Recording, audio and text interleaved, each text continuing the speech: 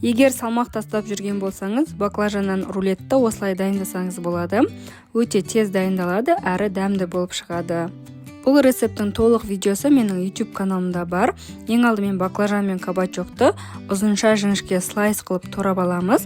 Баклажанға тұз қосып, оны суға 20 минуттай салып қойдым. Ал кабачокқа ешқандай су қоспай, кішкене тұз қосып, оны да 20 минутқа қойып қойдым. 20 минуттан кейін баклажанды судан алып, бетін салфеткамен құрғатамыз. Кабачоктың да суын төгіп, оны да бетін құрғатып аламыз. Жұмыртқаға дәміне қарай тұз қосып, кабачок пен баклажанды кезекпен жұмыртқаға, одан кейін сухариге батырып, 200 градуста қызып тұрған духовкада 20 минуттай пісіріп аламыз. Майонездің орнына мен әдеттегідей грек йогуртын пайдаландым.